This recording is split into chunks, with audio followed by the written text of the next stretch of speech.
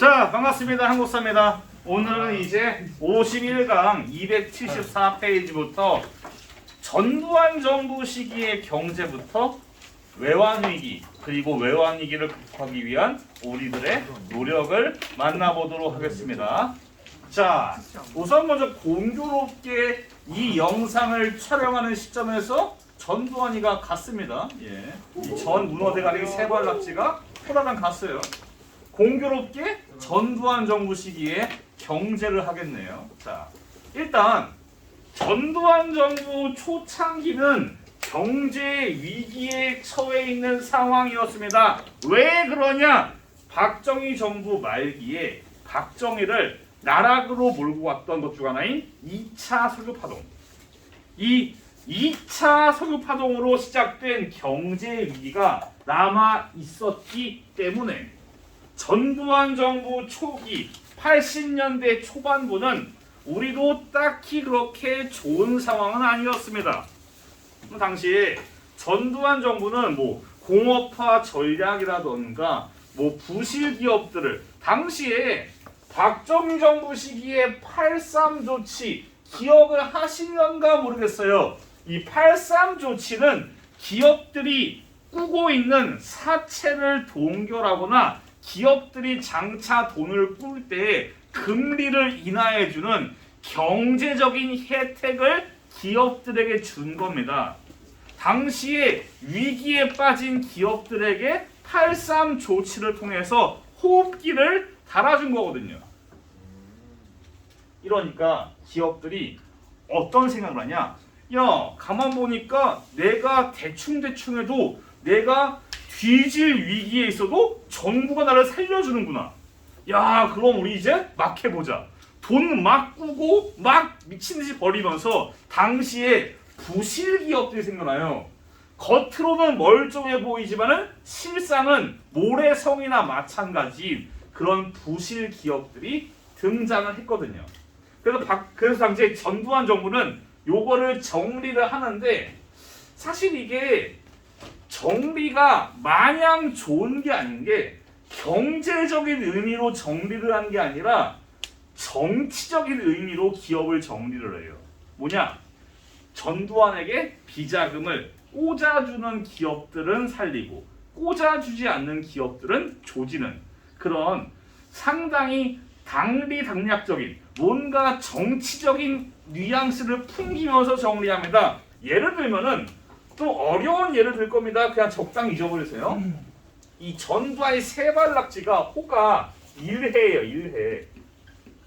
1회 전두환 이러는데 여튼 얘가 지 호를 따가지고 1회 재단을 만들어요. 물론 재단이 좋은 의미가 아니라 재단을 만들어가지고 인마이 포켓을 하겠다는 그런 강한 의지를 가지고 만들어요. 만든 다음에 전두환이 세발낙지가 기업인들을 부릅니다. 자, 기업인들 총수 여러분, 제가 이번에 1회 재단 만들었는데 돈 주셔야죠. 기부금 내놓으세요. 그래서 당시에 막 현대의 정주영, 막 삼성의 이병철 이런 사람들이 이제 돈을 막 입금합니다. 막 20억, 30억 입금을 해요. 당시에 재계 순위, 기업 순위 20위 안에 드는 국제그룹이 5억을 줍니다. 현금이 아니라 어음으로. 이걸 보고 개빡칩니다. 전 세발낙지가. 아니 지금 현대 삼성 20억 30억 꼬라박는데 국제그룹이 5억을 어음으로 현금도 아니고 어음으로 이 새끼들 봐라 이러면서 국제그룹을 하루아침에 날려버립니다. 자기한테 비자금 안 꽂았다고 멀쩡한 기업을 20위권 안에 있는 재벌과 마찬가지인 거대 그룹을 날려버린 겁니다. 그래서 이 부실 기업 정리가 필요하긴 했지만은 이게 과연 경제를 위해서 정리를 한 것인가에 대한 의구심은 존재합니다. 이렇게 그룹을 해체를 하고 그러면은 이 국제그룹 아래에 수많은 계열사가 있는데 이거는 누가 가져가냐?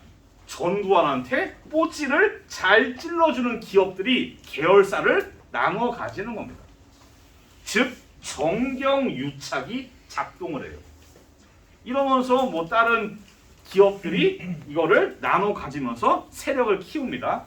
이건 흐름이고 중요한 키워드는 여기 있습니다. 이 전 세발낙지가 운이 좋은 게 그 당시에 전 세계의 경제 구조가 대한민국을 향해서 활짝 웃어줍니다. 삼저호황이라는 단군 이래 최대의 호황기로 우리가 진입을 해요. 그 274페이지 왼쪽에 표가 있고요. 학습지에 아래쪽에 도표를 옮겨놨어요, 제가.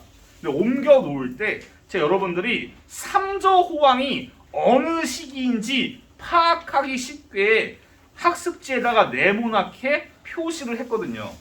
그 네모칸에 표시된 시기가 전두환 정부 시기의 삼저호황 시기입니다.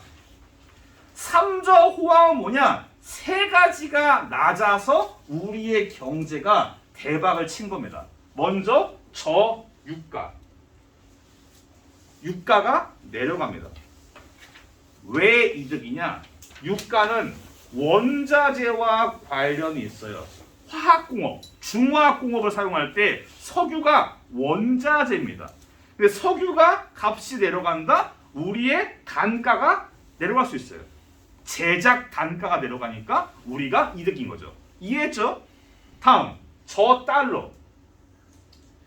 이 당시에 좀 또 어려운 얘기인데 미국이 베트남 전쟁 이후에 경제 침체를 겪어요. 미국이 당시에 경제 침체를 겪자 당시에 떠오르는 신흥 경제 강국이 누구냐? 라인강의 기적을 만들었던 서독, 독일, 그리고 일본입니다. 공교롭게 둘 다 전범 국가네요. 이들이 전쟁의 그 피해를 딛고 이러셔가지고 80년대에 경제 강국으로 떠올라요. 이걸 보고서 미국이 전마들 안 되겠네, 조절하겠다. 그래서 미국이 의도적으로 독일의 마르크화와 일본의 엔화를 낮춰버려요. 그냥 얘들을 강제적으로 올려버립니다. 환율을. 그러면서 얘들을 찍어 누르는 거예요. 그러니까 어렵게 쉽게 그냥 독일과 일본을 찍어 눌렀어요. 고래 싸움에서 누가 신나냐? 새우가 신납니다. 이 둘이 아웅다웅 하는 사이에 우리 신흥 강국인 대한민국이 수출을 할 때 이득이에요. 왜냐? 원화가 이득입니다. 이 원화 가치가 상당히 인정을 받으면서 달러 환율이, 원화와 달러의 환율이 낮아집니다. 이건 뭐냐? 우리가 판매가를 경쟁력 있게 할 수 있다는 겁니다. 이러니까 잘 팔리죠. 메이드 인 재팬보다, 미국이 찍어 누르는 메이드 인 재팬보다 메이드 인 코리아가 잘 팔리는 겁니다. 그래서 환율이 낮아서 이득입니다. 그리고 마지막, 저금리. 금리는 쉽게 말하면 이자예요, 이자. 즉, 기업이 이제 당시에 대출을 받아서 뭐 공장을 만들고 투자를 하고 사업을 돌릴 때 이자가 작으니까 돈을 꾸기가 쉬워요. 즉 자본금이 많아지고 기업들이 성장을 하게 되는 겁니다. 이런 세 가지의 상황으로 우리가 단군 이래의 최고 경제 성장을 이룹니다. 이것 때문에 아까 잠깐 보니까 이 전두환 세발낙지가 뒤졌을 때 이거를 아쉬워하는 사람들이 있어요. 그 사람들은 참 이런 부류예요. 전 세발낙지가 뒤졌을 때 아쉬워하는 부류는 첫 번째는 앞서 말했던 5.18 왜곡자들. 5.18을 왜곡해서 보는 사람들은 5.18에 무력 진압을 했던, 강경 진압을 하고 학살을 했던 전두환을 좋게 보는 겁니다. 또 하나는 이것 때문에, 야, 전두환 시기는 먹고 살기 좋았지 라는 이 호황기에 대한 기억 때문에 전두환을 아쉬워하는 사람이 있어요. 택도 없습니다. 이거는 누가 앉아있어도 다 돼요. 심지어 니들이 앉아있어도 경제는 성장합니다. 이거는 심지어 마카를 앉혀놔도 이게 대통령이야. 그래도 경제 성장해요. 이 시기는 뭘 해도 됩니다. 여튼 삼저호황은 중요한 키워드니까 반드시 알아두세요. 편집을 해야 되나 고민되네. 별일 없겠지. 전두환 좋아하는 사람이 있을 수도 있으니까. 설마. 저는 용납 못해요. 저는 용납 못합니다. 내가 이승만과 박정희는 의견이 나뉠 수가 있다 인정하는데 전두환만큼은 내가 인정을 못해요. 박근혜는 어떻게 생각하세요? 선생님 이거 빨리 자, 다음입니다. 다음은 이제 노태우는 건너뛰고 김영삼 정부의 정책을 만나볼게요. 자, 1980년대에는 세계적으로 신자유주의가 확산이 됩니다. 통합사회 시간에 배웠으려나 모르겠습니다.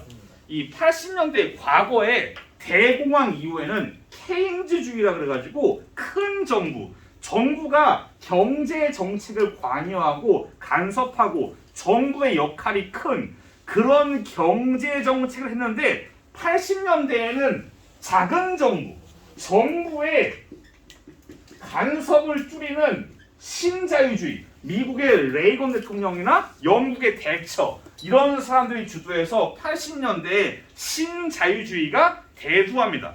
요게 이제 국제 무역에 영향을 끼칩니다. 정부에 관여하는 국제 무역은 보호 장벽이에요. 관세. 우리 국내의 산업을 지키기 위해서 관세를 때려버려요. 근데 신자유주의가 전 세계에 영향을 끼치면서 야 관세 장벽 내려라. 우리 오픈으로 무역하자. 우리 자유롭게 하자. 그래서 이런 영향으로 인해서 자유무역이 점점 목소리를 얻습니다. 그리하여 여기 있는 한 줄은 국제 자유무역의 흐름이에요. 국제적인 자유무역의 흐름. 먼저 우루과이 라운드를 통해서 이제 자유무역의 그런 틀을 잡습니다. 그리고 세계무역기구 WTO가 출범을 하고 더 나아가서는 이제 FTA를 통해서 이제 자유무역이 이루어지는 겁니다. 이거에 대해서 우리 농민들은 반발을 많이 해요. 왜 그러냐? 우리는 태생적으로 미국이나 다른 나라들의 농산물을 이길 수가 없어요. 왜 그러냐? 단가가 필연적으로 비싼 게 왜 그러냐면은 이전에 설명했어요. 미국은 농사를 지을 때 혼자서 농사지는 농장이 강서구랑 양천구를 합친 것보다 큽니다. 혼자서 옥수수밭 강서 양천보다 커요. 혼자서 농약을 비행기로 뿌려요. 촥 이러면서. 이러니까 원체 생산량이 많은 미국이나 다른 국가의 농산물과 자유무역으로는 경쟁이 안 됩니다. 그래서 농민들이 반대를 했지만은 자유무역이라는 그 흐름은 거슬 수가 없었어요.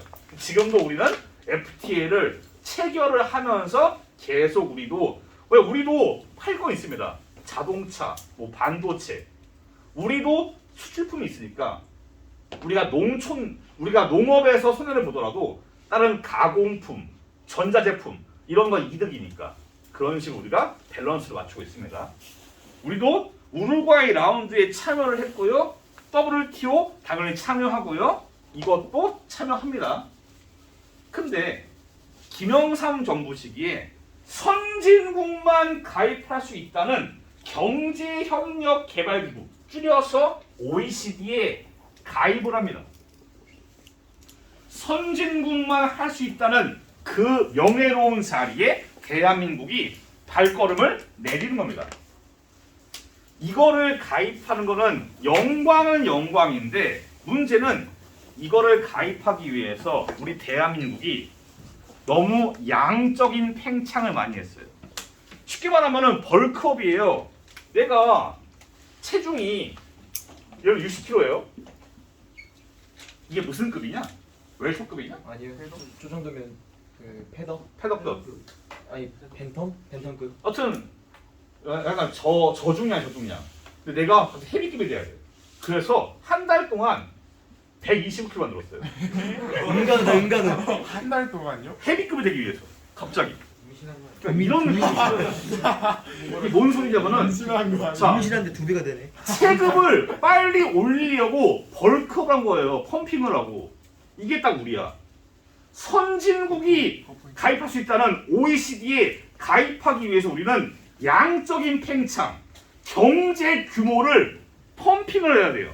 그래서 경제 규제 다 없애버리고 이제 막 미친 듯이 막 기업들 활동하고 돈 꿔주고 이러면서 규모를 키운 거죠. 문제는 이렇게 살을 찌우면은 건강은 곱창 나겠죠. 그쵸? 한 달 동안 찌우려고 돼지 비계 사나 먹고 이러면서 그러면은 몸이 고장나요. 마찬가지 우리도 이걸 위해서 양적인 팽창했지만은 결국 모래성이에요. 이거는 불안하기가 이를 데가 없는 팽창인 겁니다. 요게 결국 건강하지 못한 양적 팽창이 와르르 무너지는 게 IMF 경제 위기입니다. 그리고 운명의 때 1997이 왔습니다. 저는 설명을 좀 어렵게 했어요. 공부하실 때는 교과서나 학습지, 특히 교과서 중심으로 하시고 너무 자세한 거는 걸러도 됩니다. 근데 이건 아셔야죠. IMF가 도대체 왜 발생했냐? 초등학교 사회 국정교과서에서는 예전에 그랬어요. IMF 외환위기의 원인이 국민들의 과소비다. 개소리입니다. 예. 심플하게 말하면은 이전까지 박정희 정부부터 이때까지 계속 우리는 성장을 해왔어요. 하지만 그 성장은 양적인 팽창이에요. 질적으로는 건강하지가 않았습니다. 이 곪은 것들이 와르르 무너진 겁니다. 이 당시에 아까 지웠던 8.3 조치도 영향이 있어요. 아까 말했잖아요. 야, 내가 뭘 해도 설마 우리 정부가 우리 기업 죽이겠냐? 우리 기업 망하면은 나라가 망하는데 설마 죽이겠냐? 얘들이 이걸 믿고서 돈을 꿔가지고 남의 돈으로 공장 만들고 남의 돈으로 하고 이렇습니다.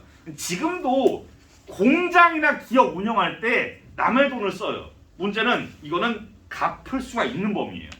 이 당시는 갚을 수가 없는 범위. 기업이 빚을 지는 범위가 500%, 600%예요. 남의 돈이. 이 정도면 못 갚아요. 그러니까 남의 돈을 돌려막는 거예요, 계속. 당시에 사람들이 많이 투자한 게 주로 이쪽 지역이에요. 태국, 인도네시아.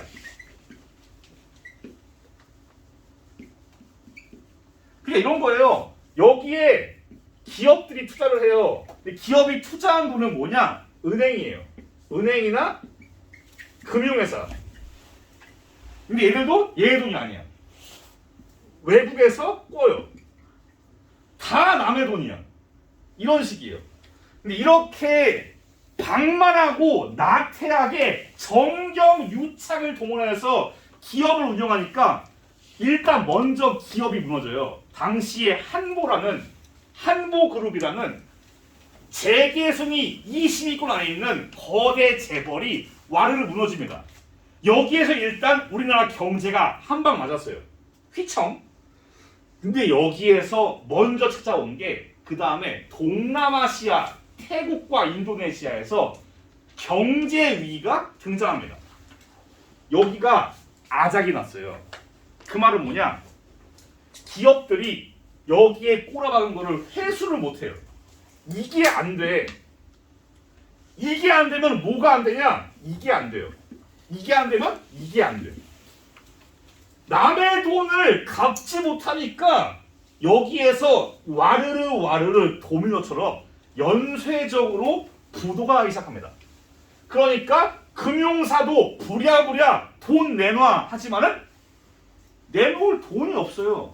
얘들도 붕괴되고 외국에서 볼 때는 야, 대한민국 끝장났네? 야, 손 떼자. 외국 자본도 손을 떼고 총체적 난국입니다. 이 상황. 당시의 정부는 부랴부랴 기업의 부도와 은행의 부도를 막기 위해서 공적 자금을 막 투자하는데 이것도 한계예요.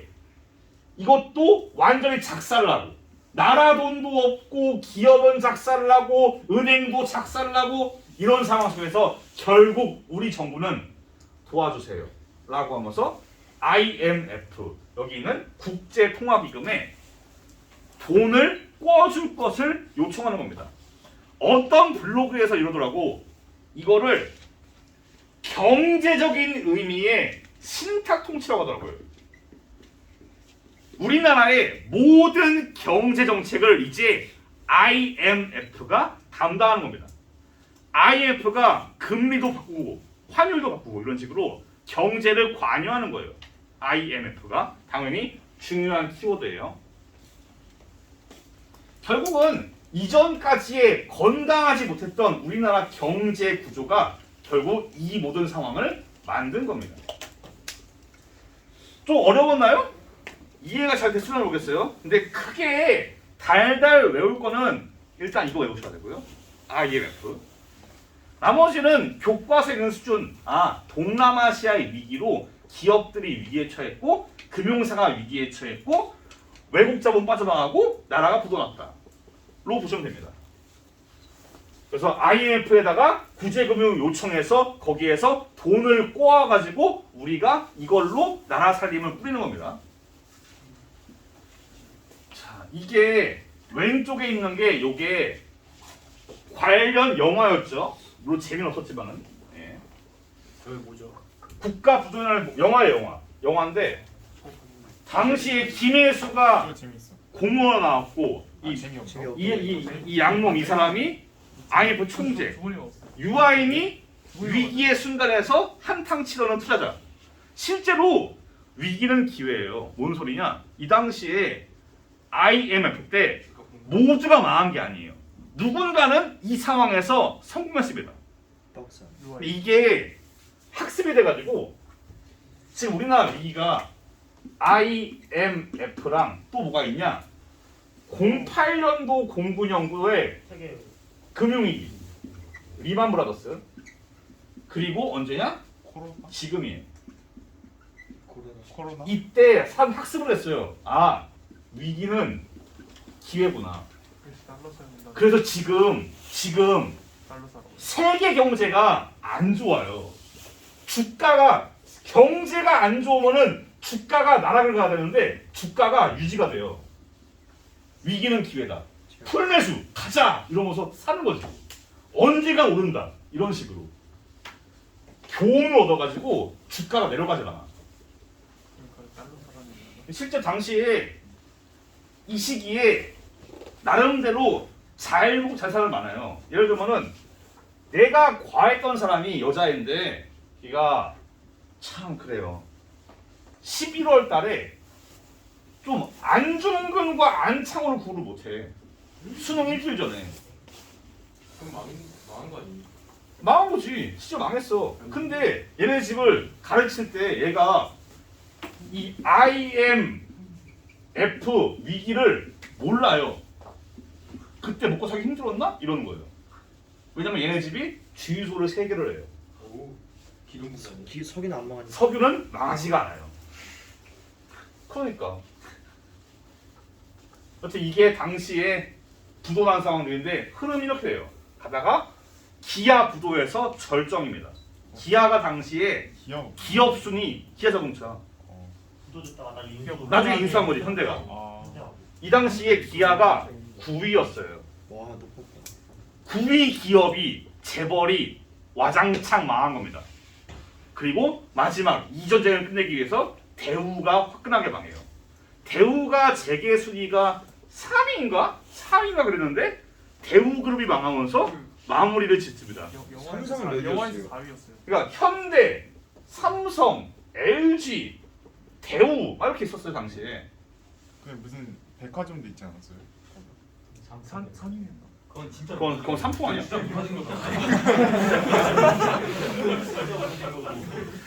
이 시기에 정말 많은 기업들이 망했어요. 예. 이때까지 현대도 지금의 현대가 아니야. 범현대. 지금 현대처럼 현대중공업, 현대자동차 나머진 게 아니라 다 현대였어요. 이 다음에 지금 하나하나 아닌 거지. 현대자동차, 현대중공업, 엘리베이터 이런 식으로 막. 자, 여튼 그렇습니다. 이렇게 해서 이런 자료도 있었고요. 말이 길었네. 그럼 이 외환위기를 우리는 극복하기 위해서 어떻게 했나? 일단 당시에 IMF에서 뭘 주문했냐? 뼈를 깎는 조정. 지금 대한민국 문제가 많다. 고쳐라. 이런 식으로 한 거예요. 일단 공기업을 대거 민간으로 돌립니다. 철도, 도로 등등 사회 간접 자본을 운영하던 기업들을 다 민간으로 돌려버려요. 물론 전부는 아닙니다. 왜냐면 모든 공기업을 돌리면 안 좋아요. 사회 간접 자본은 기본적으로 수익이 많이 나지가 않아요. 적자가 동반됩니다. 기본적으로. 배우지 않았나? 통합사회 시간에? 네. 그 있잖아. 가로등 이런 거 있잖아. 가로등, 군대 이런 거 있잖아. 그런 것들은 기본적으로 적자여가지고 기본적으로 국가가 안고 가는 거거든. 이 중에서 일부를 민영화시켜버려요. 그리고 당시에 기업들이 규모가 커요. 이거를 줄입니다. 이전까지 3,000명 있던 기업이 막 1,500이 되고 막 800이 되고 이런 식으로 인원 감축합니다.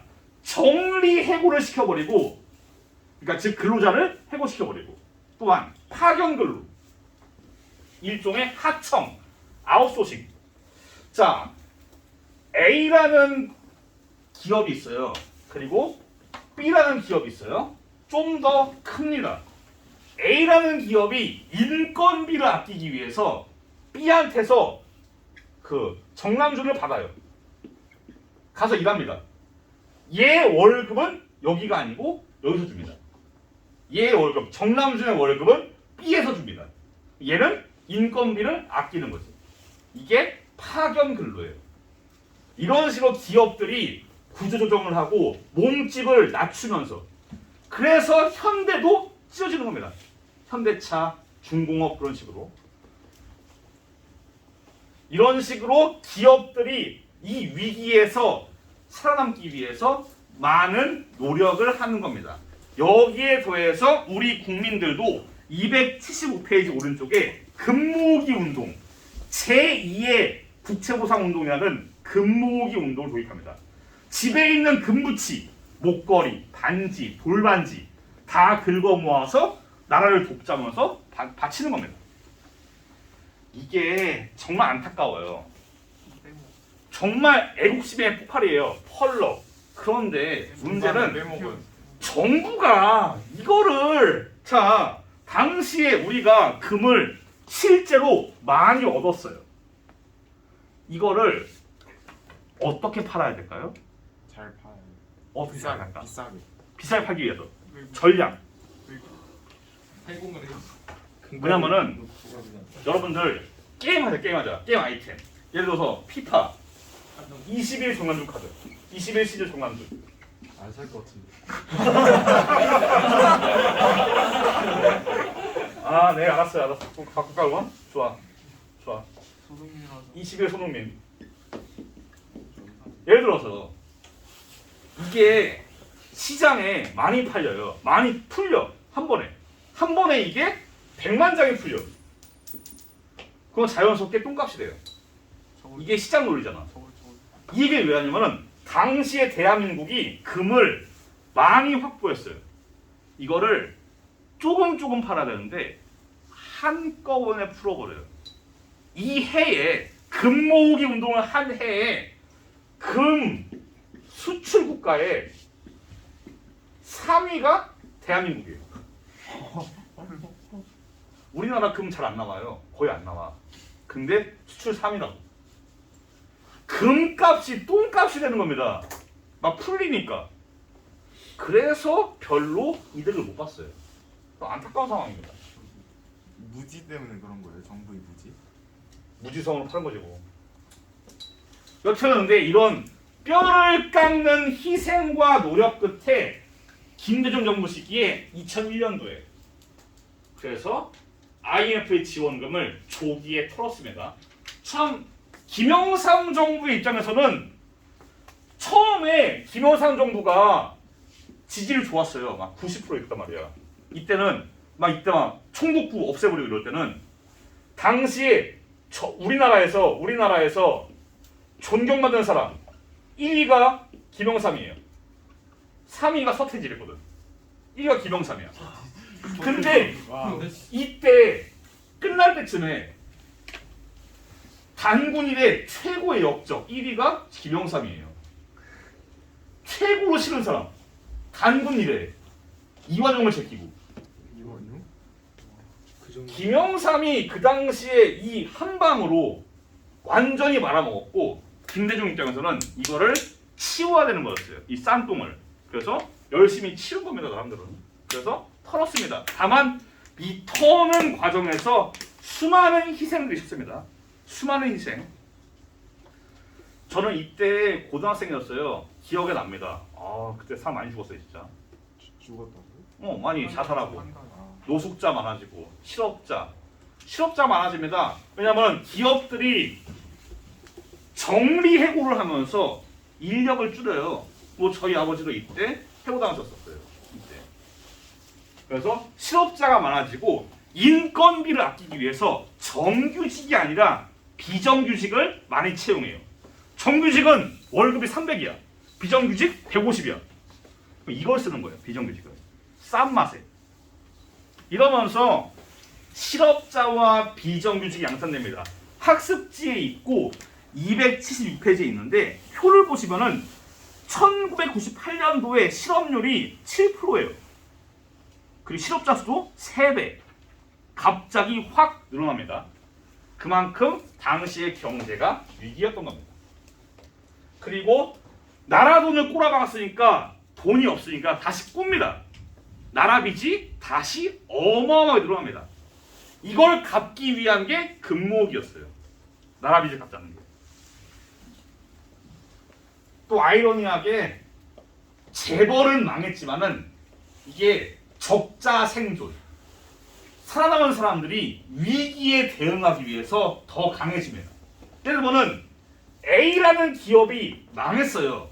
그 계열사들을 당시에 다른 기업들이 주어서 가는 겁니다. 이러면서 기업들이 경쟁력을 갖추고 힘이 세지는 겁니다. 오히려 재벌 중심의 구조가 더 강화되는 게 그런 거예요. 살아남은 기업들, 현대, LG, 삼성 이런 기업들이 점점 더 힘이 세지고 위기를 바탕으로 강해지는 겁니다.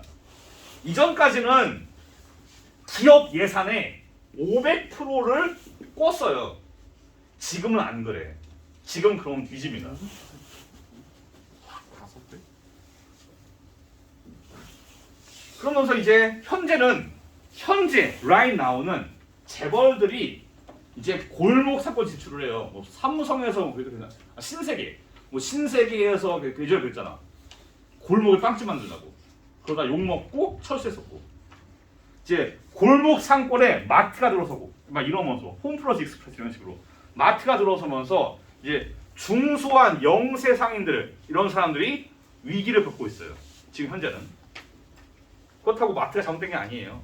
예. 이거는 사실 어떻게 보면은 흐름이야 흐름. 지금 현재가 요구하는 게 그런 빠른, 쉬운, 사기 쉬운 마트를 원할 수 있죠. 여튼 이렇습니다. 중요한 건 없어요. 지금 키워드가 뭐였냐면은 요거예요. 첫 번째 3조 호황, 두 번째 자유무역과 OECD, 세 번째 IMF의 원인과 당연히 키워드, 극복을 위한 우리의 노력들 이런 것들이 키워드겠죠. 이런 거는 그냥 넘어가시면 됩니다. 그리고 더 넘어가는 거는 노동운동. 자, 노동 문제입니다.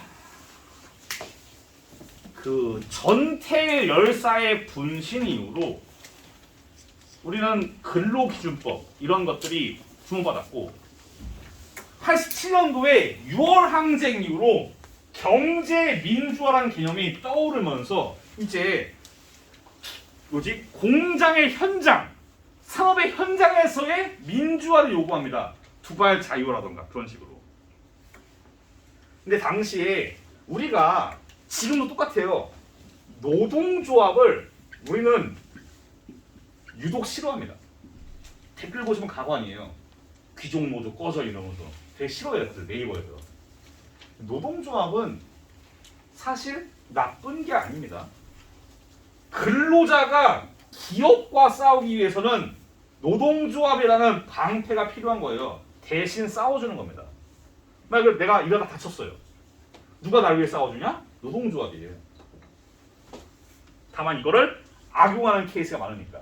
여튼 우리나라에서 당시에 노동조합을 절대 용납하지 않는 두 개의 기업이 있었어요.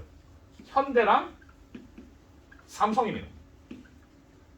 현대 같은 경우가 있잖아요. 현대 우리 내려가다 보면 있잖아. 내려가다 보면 회복이나 했어? 그 있잖아. 그 사람 정주영.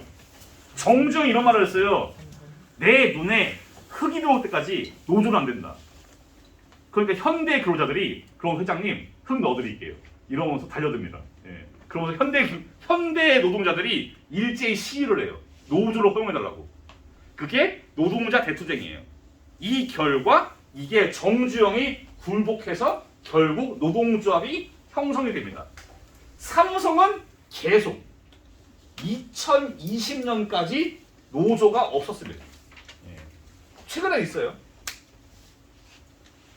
그래서 외환위기 이후로는 아까 말했죠. 정규직과 비정규직, 월 300, 월 150 이런 식으로 정규직과 비정규직의 차별과 계급이 발생합니다. 같은 근로 현장에서 누구는 정규직, 누구는 비정규직 차별을 받고 이런 소외되는 현상들이 발생을 하는 겁니다.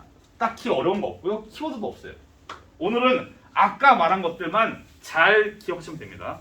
딱히 나머지는 신경 쓰셔서 보실 필요가 없을 겁니다. 아마도.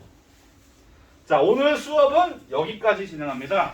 다음 시간은 북한사를 하고 대북정책, 평화통일 얘기를 하고 그 다음에 독도랑 역사 왜곡을 한 다음에 마지막 마무리로 기타 사회사, 방탄소년단이라던가 뭐 그런 것들 진행할 거예요. 고생 많았습니다. 다음 시간에 뵐게요. 감사합니다.